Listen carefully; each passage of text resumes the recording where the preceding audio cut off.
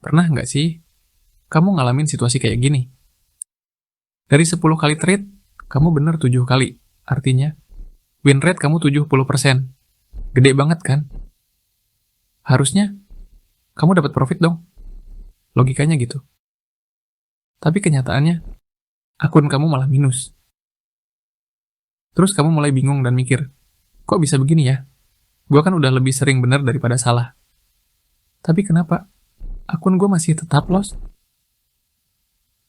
Kalau kamu pernah ngalamin hal ini, video ini wajib kamu tonton sampai habis. Karena ternyata win rate tinggi itu sama sekali bukan jaminan profit. Malah bisa jadi jebakan maut yang bikin akun kamu hancur pelan-pelan. Yuk, kita bahas bareng-bareng kenapa ini bisa terjadi dan gimana cara paling benar buat menghindarinya. Sekarang, coba deh kamu bayangin situasi ini. Misalnya, kamu trading 10 kali dalam seminggu. Trade pertama, untung 100.000. Trade kedua, untung lagi 100.000. Ketiga, keempat, kelima, keenam, sampai trade ketujuh, semuanya profit masing-masing 100.000. Wah, sampai di sini, kamu udah ngantongin profit 700.000 rupiah. Seneng banget kan? Rasanya kayak udah jago banget. Tapi, tunggu dulu.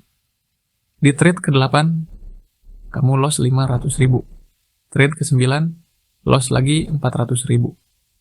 Dan trade ke-10, kamu loss 300.000. Total kerugian kamu, 1,2 juta rupiah. Coba lihat sekarang, akun kamu yang tadinya profit 700.000, malah berbalik jadi minus 500.000. Padahal, kalau dihitung-hitung, dari 10 kali trade, kamu bener 7 kali loh. Win rate kamu 70%. Tapi pertanyaannya, kok bisa malah rugi? Ini bukan cerita fiktif, Bang. Banyak banget trader di luar sana yang ngalamin hal yang persis sama. Mereka terlalu bangga sama win rate yang tinggi. Tapi mereka nggak sadar. Kalau cuman dengan 3 kali loss aja, modal mereka habis lebih banyak daripada hasil 7 kali profit tadi. Dan disinilah kesalahan fatal itu mulai terjadi. Jadi pertanyaannya, kenapa sih trader dengan win rate tinggi kok bisa tetap rugi? Jawabannya sebenarnya sederhana banget. Karena dalam dunia trading, yang paling penting itu bukan seberapa sering kamu benar, tapi seberapa besar kamu untung pas lagi benar, dan seberapa besar kamu rugi pas lagi salah. Istilah kerennya, risk to reward ratio, atau payoff ratio. Coba kita bedah lagi contoh yang tadi ya. Kamu profit 7 kali, masing-masing 100.000. Totalnya 700.000.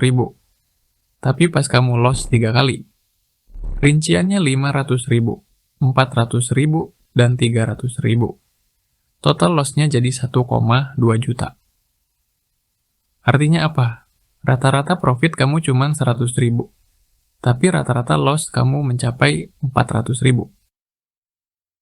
Ini nih masalahnya. Setiap kali kamu 1 kali loss, kamu butuh menang 4 kali berturut-turut cuman buat nutupin 1 kerugian itu. Jelas, ini nggak akan bertahan lama. Nggak sustainable. Sekarang, coba bandingin sama trader yang satu ini.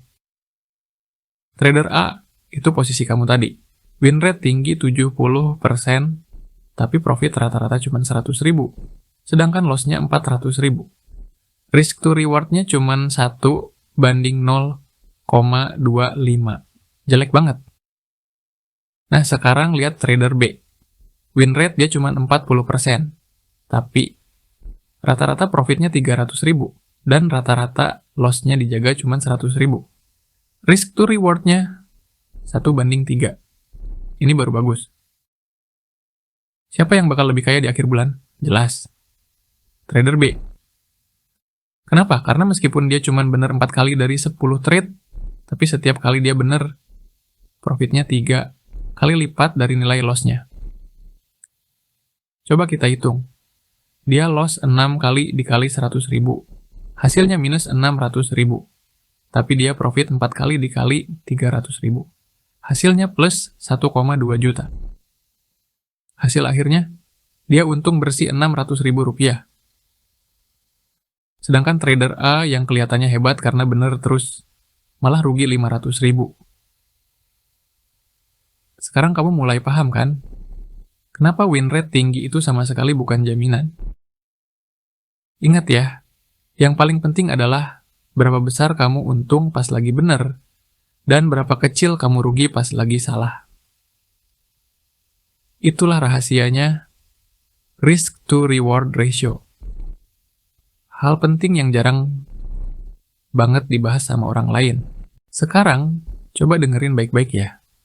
Sebenarnya, ada satu rumus sederhana yang wajib banget kamu pahami. Kalau kamu emang serius mau profit konsisten. Rumusnya begini. Total profit adalah hasil dari win rate dikali rata-rata profit dikurangi loss rate dikali rata-rata kerugian kamu. Kedengarannya ribet ya? Tenang, gue jelasin pakai contoh nyata biar lebih gampang masuk di logika. Contoh pertama, bayangin kamu trading 100 kali. Win rate kamu tinggi 70%. Artinya kamu menang 70 kali dan cuma kalah 30 kali. Tapi, rata-rata profit per kemenangan cuma 100.000. Sedangkan rata-rata loss per kekalahan kamu itu 300.000.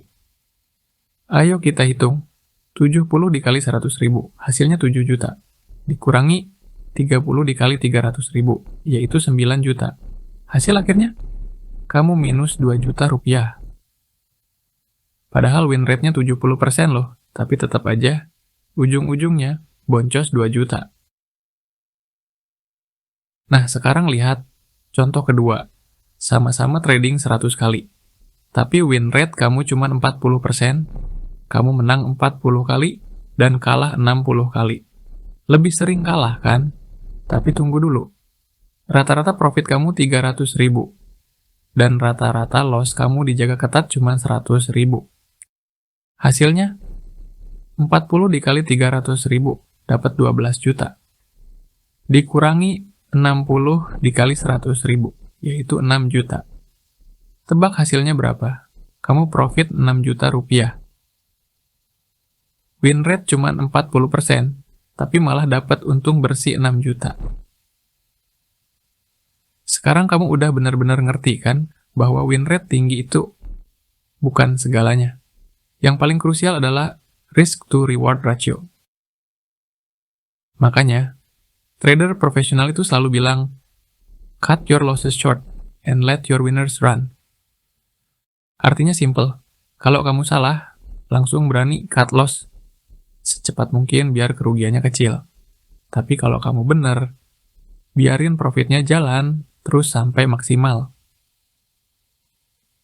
Jadi buat kamu yang mau profit konsisten, mulai sekarang jangan cuma fokus ke seberapa sering kamu bener. Tapi fokuslah ke sini, seberapa besar untung kamu pas bener, dan seberapa kecil rugi kamu pas lagi salah. Inilah yang disebut dengan positive risk to reward ratio. Dan inilah kunci utama kenapa seorang trader bisa profit konsisten dalam jangka panjang. Oke. Sekarang kita pakai analogi yang jauh lebih gampang deh. Bayangin, kamu lagi main tebak koin sama gua. Dan gua kasih kamu 2 pilihan.